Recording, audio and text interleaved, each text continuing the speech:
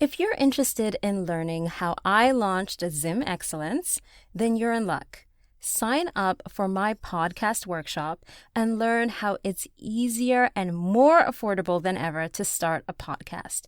Also, grab yourself a copy of my podcast resource guide, which covers industry terminology, suggested tech setup, in addition to countless free online resources to support your podcast journey. Just head to wongai.com/podcast creation. That's wongai.com/podcast creation. The link will also be down in the show notes. Now, let's start the show. Yo, welcome to the party. Hello, makadini salibonani. My name is Wongai, and you're listening to Zim Excellence, a weekly celebration of Zimbabwe's changemakers and trailblazers. So here's the secret, y'all. Zimbabweans are actually dope AF, and it's just time that we recognize it. So grab yourself a plate of sadza and grab that stony ginger beer, and let the party begin. Welcome to another episode of Zim Excellence.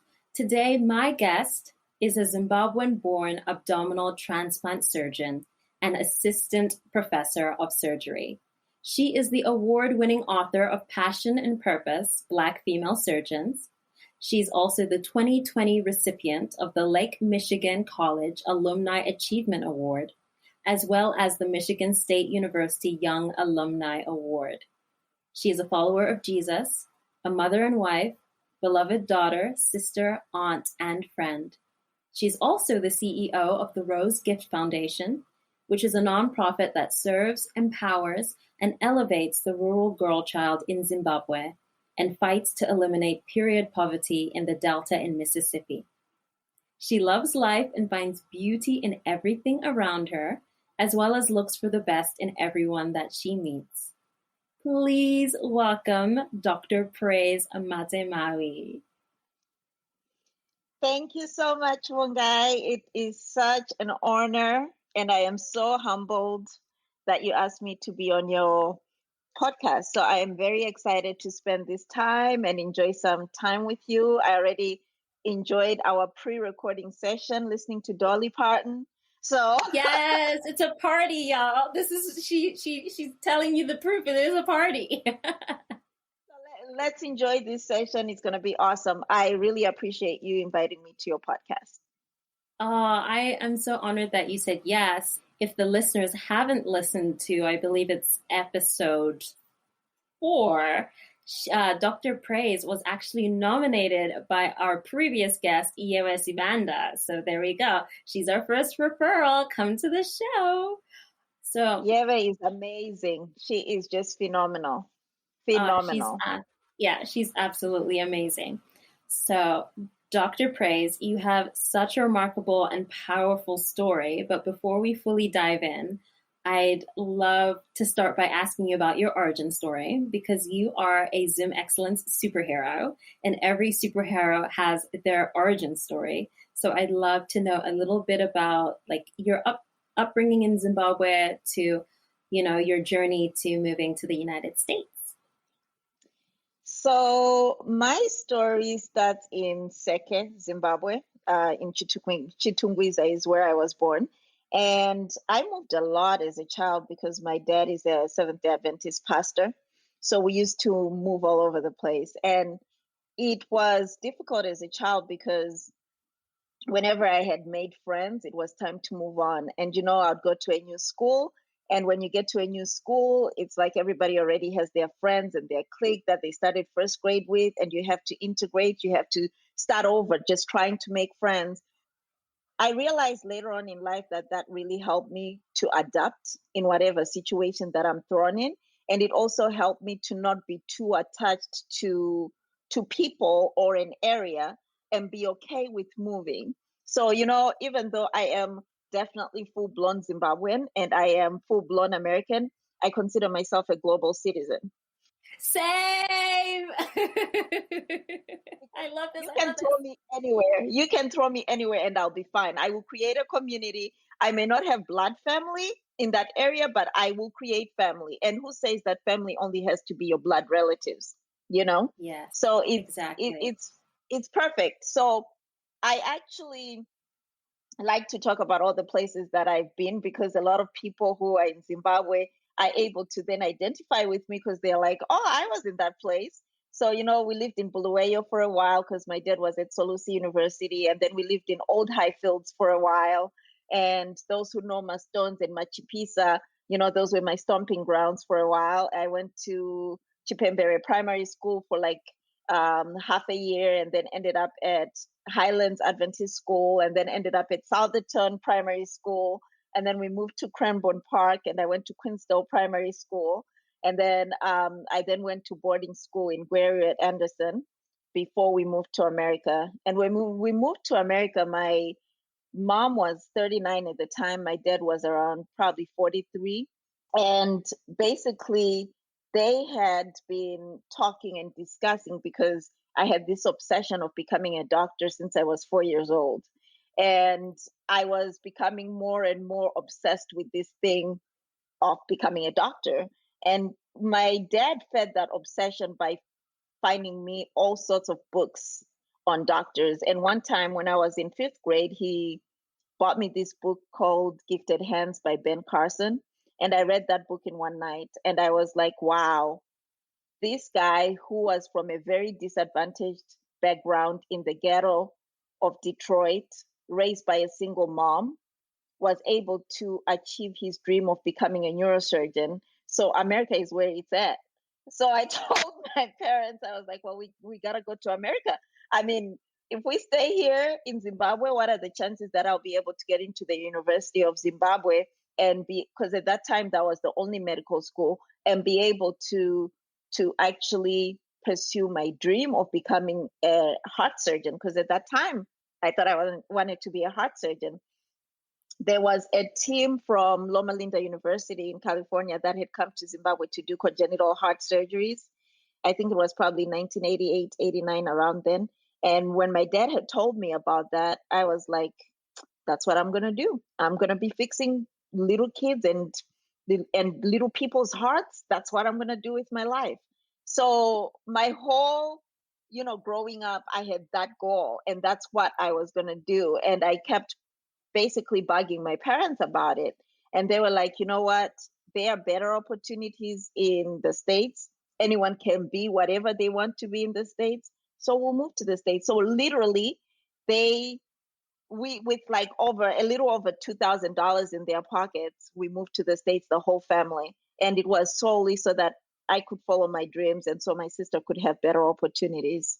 So that's where I started, and that's the origin of all this. Where did you guys move in the United States when you first moved? So we moved to Berrien Springs, Michigan, a small cool. town in Sounds southwest cold. Michigan. Was it Very cold? cold. We moved in the dead of winter in December, landed in Chicago, and it was so much snow, so much cold, and I don't do cold. That's why I live in the South now. I do not do cold. Yeah. What was the culture shock for a year? Like, you're 14, you've just arrived, it's cold, there's snow. You're like, this is the America. Yes. I was shocked because my view of America was what I never really watched that much TV growing up because I was a bookworm. So I used to read all the time. So I didn't have a view of America from TV, but I had a view of America from the books that I read. And literally, I guess in my mind, in my young mind, I just thought America was literal place where it was milk and honey. And so I love that. It sounds like Jamaica. so when I arrived to America and then saw that it was like a regular place, I was so disappointed. And when we moved to Berrien Springs, it's a village. It's not even a city, it's a village. We had like, for the longest time, we had like 2 traffic lights in Berrien Springs. And the hangout spot was either the gas station or McDonald's. We don't even have a Walmart in Berrien Springs. Like you have to drive. Yeah. So it's like you move to this little village, and it was like very, because of Andrews University that's there, it's a very predominantly Seventh-day Adventist community. So everything shuts down from Sunset Friday to Sunset Saturday. And it was like the biggest culture shock for me was actually going to school. These yellow buses came and picked up all the kids, but you didn't wear a uniform. You're like, I'm going to school? What did we call it? Leavies. Leavies? Yeah. Is that what it's called? Yeah. Like, no, yes. And there's like no uniform. You can wear your flip-flops. I was like, what is this? And then in school, like everything else, it was like, okay, this is my new life. That's fine. But the fact that we had study guides in school and it was like all multiple choice, I was like, they give you the answers right there on the model. You just have to pick the right answer. Like, what is this? So to me, that was the hugest, biggest culture shock. School.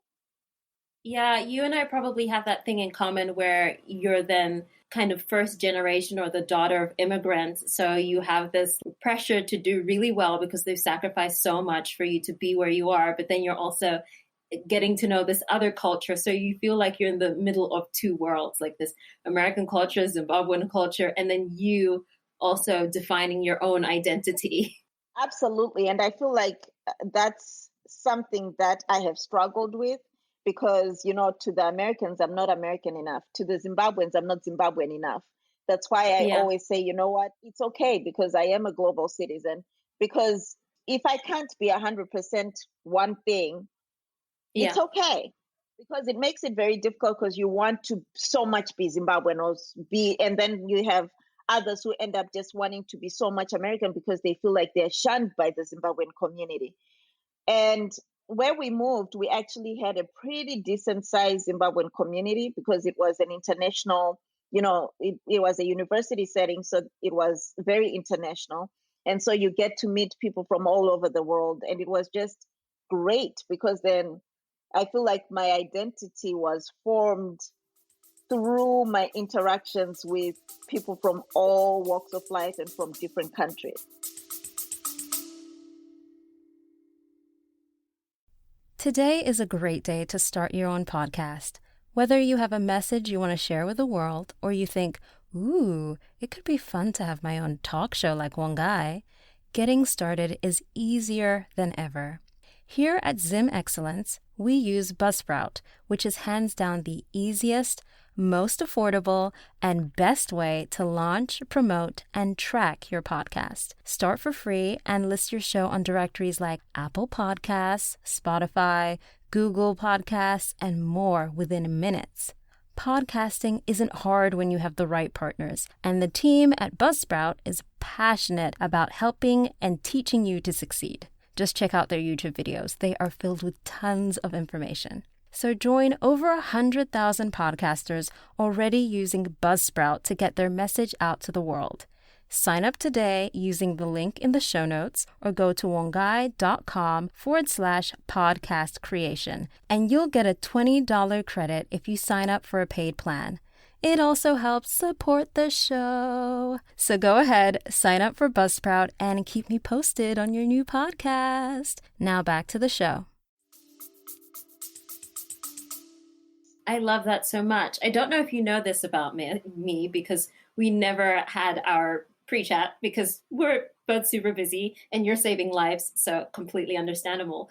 But so I was born in Zimbabwe, moved to London when I was a baby, lived there until I was 8, and then moved back to Zimbabwe, and then moved when I was 13. We moved to Beijing, China, and I was there all of my teens. Mind you, I'm still a teenager, listeners, and then moved to London for university. I was there for 3 years and then moved back to Zimbabwe for a couple months, then moved to New York, and I've been there almost 7 years. And I went to international school when I was in Beijing. So I completely get that your identity is being shaped by all these different cultures and people from different walks of life. And then also being a performer, I'm just around so many different expressions of people as well. That's the beauty of it. When you see that truly we are one world because it doesn't matter Yes. where you're from, who you are, where you are, what. And I think just understanding that it doesn't, we try as a society to put levels on people, and understanding that we are all at the core the same. It doesn't matter whether Mm-hmm. you're a millionaire or whether you work for minimum wage. At the core, we are all the same. And if we Yes. just treated each other as that, you can learn so much from people that you may deem as, oh, they're not at the level that I am, you know? Yeah. So and that's what I really truly appreciated about my upbringing, because, my dad was actually, like I said, that he's a Seventh-day Adventist pastor. And when we were in Zimbabwe, my last few years, he was actually the president of the conference of the Seventh-day Adventist church in like the whole of East Zimbabwe. So he was very well known in our church. Like a lot of people like knew him, and even up to now, like if I just say my last name, like they're like, oh, you're Pastor Matemavi's daughter. And so PK. and so it's like when we moved to the States, nobody would have known that he held such a high position, because his first job in America was as a janitor. And Mm-hmm. he is the most humble person that I know. And it was like, for him, it was okay. He needed to do what he needed to do for his family and for what needed to be done. It's like you're moving from living in the low density suburbs where you have maid and a groundskeeper and a driver, to coming to the States where you're living in a 2-bedroomed apartment where it's like I walk into the house and my dad is doing the dishes and he's mopping our floor. So it's like, to him, he's just like, this is what it is. And if there's something that I learned from my dad, is humility, and how Yeah. important humility is. So I think for me, it's like just being shaped by all these different experiences has really shaped the person that I am, even as a physician, the physician that I am. That's amazing. So, back to the fact that you wanted to be a doctor since you were 4, I read this quote from one of the many articles that you're featured in, where you said, "That's so cool. I want to be a cardiothoracic surgeon." And I'm just thinking, wait, what? Like, 1 4-year-old's probably like, I want to be a fireman. Like, I want to be a pop singer. I want to be like Britney Spears. And that's so cool. I want to be a cardiothoracic surgeon. Just the specificity in that warms my heart. You represent every African parent's dream. Like, not only are you a doctor, you are a surgeon. So I was actually nervous to get on the call with you. I'm like, oh my goodness, this is everyone's dream. But what I think is amazing is, in my short lifetime on this earth, although I feel like I've been here for centuries, I have never had a Black doctor outside of Zimbabwe on my medical team, like not even a student doctor, which, then says to me, we still need more Black doctors and more Black doctors at like really good positions and really good hospitals and so on. Not just in medicine, but everywhere. Representation matters. And I feel like it's one of those things, because on my Instagram, or maybe it's Facebook, I have a picture of me with these 2 little girls that I met in the hospital before COVID.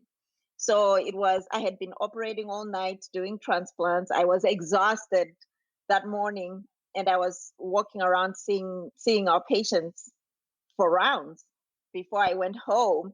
And as I was walking, these 2 little girls came up to me, and because I was actually wearing a white coat, so it said my name and my specialty. And one of the girls just said to me, "Are you a doctor?"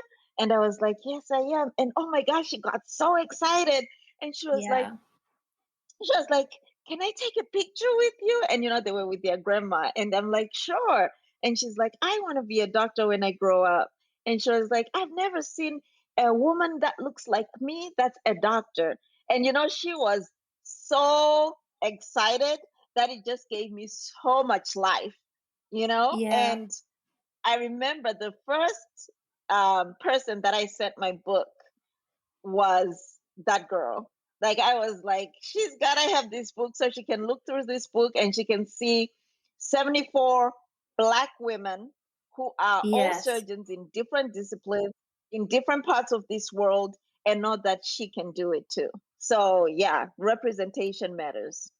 I love that so much, especially because there's, at least in America, there's historically this mistrust between the Black community and the medical field, just because we've often been like ignored or overlooked, or our symptoms and conditions have never been taken seriously. Like even the way certain things were diagnosed, like let's talk about maybe skin conditions, certain things, like they always use examples of how things look on white skin rather than Black skin. Thinking about these old textbooks and the way they were published, some of them were possibly published with bias in mind. So it wasn't like intentionally racist, but it was just like, I can't remember what it was, but there was like something floating around last year when the protests started up and we're all talking about social justice, talking about it was like in a medical textbook that was saying something about Black people, but it was saying it as if it was fact. Like, oh, they are this because this. And you're like, wait, what? And so it's then just so powerful again to have someone like you representing us, and someone who's also a Black woman. This is so the reason why I get on people's cases when they like to call me an actress rather than an actor is because you say doctor, doctor, and you say lawyer, lawyer. It's, I mean, maybe I guess aside from Spanish where it'd be like a doctora, like there is no like female doctor, male doctor. It's just doctor. You know? Yeah. And I feel like there's this assumption when you say doctor, you're thinking of a man. And it's like, Absolutely. no, let's dispel that. So Absolutely. before we dive into the book, as someone who's a Black and African doctor, I wanted to know, has anyone ever mistaken you for someone other than a surgeon? All the And how time. has that made you feel? My gosh. All the time. So for me, because I think I have a very strong sense of identity, that it doesn't matter. That's why I don't insist that people call me doctor. I'm letting you slide, because usually when I'm like not at work on different platforms, whatever, I'm just praised because that's my name. And I'm very I'm giving proud you of my respect. name. And so I don't really insist on people calling me. I know. And you a lot of are the doctor, so I'm giving you the respect. And I hear that all so often because people say, well, you earned it. So I feel more respectful by saying doctor, you know, and I'm like, that's fine. And I appreciate it. But also it's not, being a doctor is not the whole sum of me. So even when I walk into a room and people assume that I'm a nurse, I'm fine with it. I know who I am and I know what I'm there to do. And oftentimes people are very surprised that I'm the surgeon, you know? And that's the first thing I do. I walk into the room and I introduce myself and I say, I'm Dr. Matemavi and I'm going to be a surgeon today. And it's usually almost, I'd say 90% of the time that people are just shocked, like, you're my surgeon. And I can tell you, especially now with always having a mask, and most of the time I have a surgical cap on, they always, always ask me how old I am. They want to know. And I tell them I'm old enough. I never say my age. Yes. Because I'm like, do you know how? And, you know, sometimes if I have time and we're just joking around, I'll say, let me just tell you this. When I started medical school, my daughter was studying first grade. She finished high school before I was done with my training. That's how old I am. And they, you know, invariably everybody always just laughs about it. And they just say, oh, you look so young. You don't have any wrinkles. And I'm like, yeah, it's black don't crack. What can I say? Black don't crack. But then also if it was like a young white doctor, like a Makati, and I've had many Makatis on my team, which is why I'm like, if you were on my team, I would be like, a Black doctor, what? But like, yeah, there are so many Makatis and, you know, beautiful white doctors out there, but they're never asked about their age. And they're probably like mid-20s, around the same age as me. Yeah. And it's Yeah. interesting though, because the patients are always so excited to have me as a Mm-hmm. doctor, especially the ones that I don't even imagine will be excited to have me as a doctor. Because I've had people that I walk into a room and I'm thinking, oh goodness, and that's just bias on my own part, where I'll be thinking, this person is probably going to have a problem with having a young Black woman as their surgeon because of just their outer exterior, how they look and how Mm-hmm. rough they look, and that just how, being in the South. Yeah. you know so far I have never had anybody refuse for me to take care of them and say I need somebody else as my doctor. So Amazing. I know yeah. in one of the articles that I read, you once heard an attending physician say, girls do not belong in an operating room. Yes, and that hurt me. That really hurt my feelings because I was annoyed for these you. I was just reading the article and I'm like, who is this person? I'm going to find them. because the thing is, I trained in New York, and in my residency program, people always ask me, did you experience a lot of racism in residency? And I was the only Black resident in my residency program the whole time I was there. Oh, So yeah, the whole time I was there, I was the only Black categorical resident in my program. And so wow. people assumed that I really struggled with racism, but I didn't. It wasn't like a racism issue. What I struggled with more than anything was sexism. And I can say that confidently because the girls were all pretty much treated the same, whether Mm. it was an Indian girl or a white girl or an Asian girl or a Hispanic, we were all treated pretty much the same. And it was based on gender. And the attending who said that, and he said it in sort of a joking way, like trying to say, girls, if they're going to be, girls don't belong in the operating room. If they're going to be in the operating room, they need to be OBGYNs or breast surgeons. And I was like, so where do girls belong? And he's like, like pediatrics, palliative care, things that are more nurturing. And I was just like, I was just like, really? Like in my mind, I was just like, really? If this is in 2018 and you are saying that. That was a second Actually, ago. it wasn't 2018, 2016, sorry. 2016. I was like, I this mean, is that was 2000. also a second ago. Yeah, That was two because seconds ago. I was just like, what? That is madness. All right. So I want to talk about the book. So here's what I pulled up. So Dr. Praise Matemavi's Passion and Purpose is dedicated to every child and woman who has a dream beyond what they can see. And you also wrote the book in under 4 months, and I need you to teach me your ways. Girl, 4 months?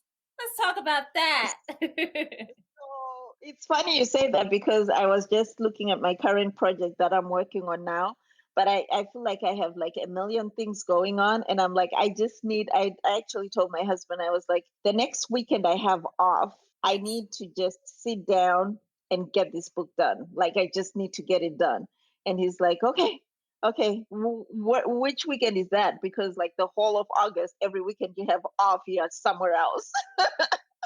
I'm like, yeah, but I need to get it done. So I'm the kind of person who can focus. If I need to sit down and sit for 8 hours at a time and get it done, I will sit down for 8 hours straight and get it done.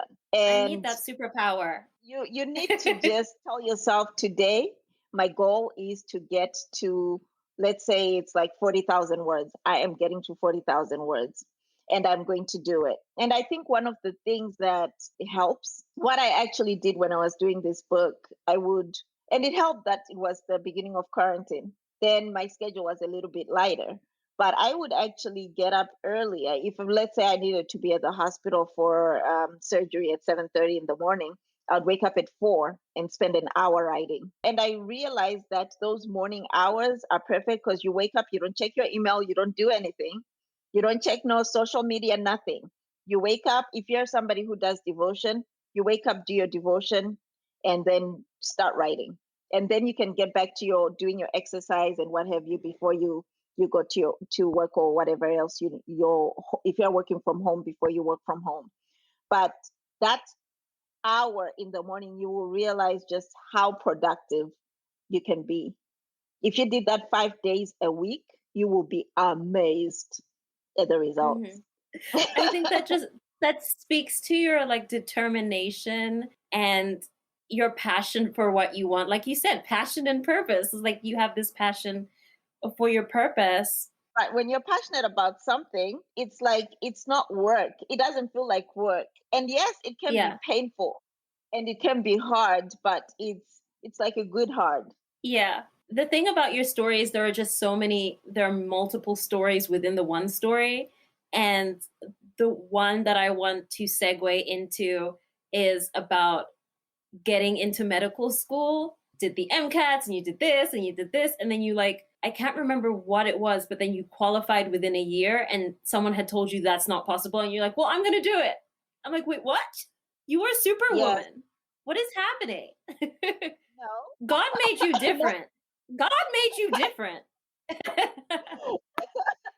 So I can say for sure that always say that it's my Zimbabwean upbringing. I am so grateful for my parents and for my Zimbabwean upbringing. It's me and my sister. So there were no boys in the family. And so my dad never put restrictions on us. For us, it was I never knew the concept that anything was impossible, that I couldn't do anything, that I couldn't achieve anything. You know, it's when I came to America, when I started to realize that there are a lot of biases, there are a lot of roadblocks, a lot of obstacles, especially for females, like that there was this gender inequality. It's something, honestly, growing up that I never even realized that there was gender inequality, because my mom worked outside the home, and I always felt like you can just be.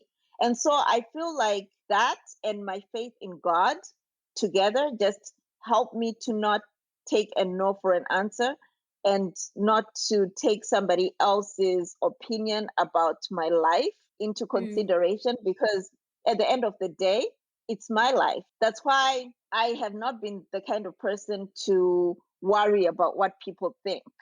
I do my own thing, because at the end of the day, they are not the ones that give me the air that I breathe. They are not the ones that put a roof over my head. You know, at the end of the day, I have to look myself in the mirror and say, what have I done with this day? Have I done everything that I possibly could have done in this day? Have I used the time that God has given me wisely? Because life is so short. And I can tell you all about the shortness of life being a transplant surgeon, because I see death more than most people see death. And in unsuspecting people, looking back and saying, God has given you all these resources, time, money, whatever it is. Have you used those resources that you've been given to the best of your ability and to His glory? Can you look yourself in the mirror at the end of the day and say, you know what? I did the very best that I could. I am tired. I am going to sleep now. So that's kind of the mantra that I live by. And that's why sometimes it seems like I do a little too much, as my daughter says. But that's just kind of what it is. And so during that time, what helped me was that I didn't have an advisor, because sometimes advisors look at you, they see a Black person, and they would just be like, oh, this African girl, who does she think she is? No, you can't do that. Like, nobody has ever done that. You can't do that. So the fact that I didn't have an advisor and Google was my advisor, and I was just doing whatever I researched to figure out what I needed to do, was actually very helpful, because I made a plan. I said, this is what I need to do to be able to start medical school this year. And so if I need to take 30 credits a semester to get there, I need to do that. Like, it can be done. And that's what happened. I took 30 credits each semester, and I got done, and I was able to start medical school during that time. Yeah, and before you were a cardiac nurse. The story is just so inspiring. I'm going to link the article in the show notes, because it was just, I have it pulled up right now. Just amazing. It was like for 3 years, she earned her living as a cardiac nurse in South Bend, Indiana, single mother of 2. Then you became a citizen of the U.S., You had to do your MCAT or your admissions, but you didn't have a bachelor's degree, so you had to do your 60 credits and then 31 semester, 30 another, and just all of this stuff while you were working 3 to 11 shifts, also spending time with your kids at church on Saturdays, and then doing a double on the weekend. And it's just amazing. It's just And absolutely. it's that whole concept of it takes a village, right? Because Yeah. I couldn't have done any of these things alone. I had a Yeah. very supportive family and I had a very supportive community. Because when I Mhm. decided to do all this working as a nurse, my manager was like, we have a weekend alternative position. So you get paid more money to work every weekend because nobody wants to work weekends. So you work every Mm. weekend and then one shift every 2 weeks during the week. And you make more money and it will give you time during the week to go to school. And so I was able to do that and still be able to work full time and take care of my kids and do all that. There are times when my parents would have to go pick up my kids from daycare, or there are times when I Mhm. would have to drop them off when my mom was finishing work where she worked. I'll drop them off with her so that I could get to a class. So it was all everybody coming together to see me achieve my dream. And it's just so precious to have that and to know that there is room for us all to succeed and that we just need to be there to support and help each other whichever way we can. Sometimes it could be financial, a lot of times it's not financial. A lot of times it's just being there to encourage, to say, hey, you can do it. I know you're struggling right now, but it's Mm. a marathon, not a sprint. You can do it. So just being there to help and elevate each other, that's basically what my story is. It's looking at the community and looking at the village and seeing all those people who sent text messages and saying, I see you, I'm there cheering for you, I'm in your corner, you can do it, even though it seems like the world has turned against you because you became a teenage mom, things like that. Yeah. Just those simple things make a difference in people's lives. Encouragement. I'm getting two things. I'm getting that you are the embodiment of going further than your ancestors ever did, being your ancestors' wildest dreams, and that what is for you will never pass you by. Like what is for you is for you. Absolutely. You're Absolutely. proof of I that. feel like, oh, yes, definitely. I am living proof. And I feel like the problem is that we limit ourselves so much. And Yeah. for me, because everything I talk about, it goes to my foundation, which is God. Because, like I said, when I said I have a strong sense of identity, it's because of my identity in who I am in Christ.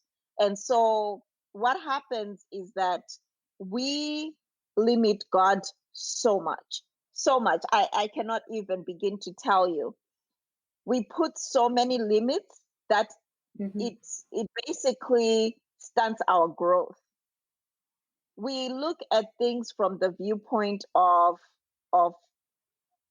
like our sense of community. Basically, we look at things from the eye of the community. Basically, like for somebody who's never been out of the state that they live in, their frame of reference for what life is what they see in their day-to-day life in their state. And then for Because you somebody don't who's know been what you don't know. exactly, and for somebody who has that frame of reference where it's the United States and they've never been outside the United States, they view life from that lens. And so a Yeah. lot of times we view life from the lens of our upbringing and of our community, that we don't realize that there is so much more, so much Yeah. more. And it's up to us. But then we also just limit ourselves by not believing in ourselves. And I think that's one of the things, if there's anything that I want and young people especially to understand, is that you have to believe in yourself and you have to truly believe in the power of your dreams, that you can dream anything and you can be. My friends, I hope you enjoyed part 1, but before you go ahead and click play on part 2, please, please, please go ahead, click that subscribe button, rate, review, and once you're done, meet me back for part 2.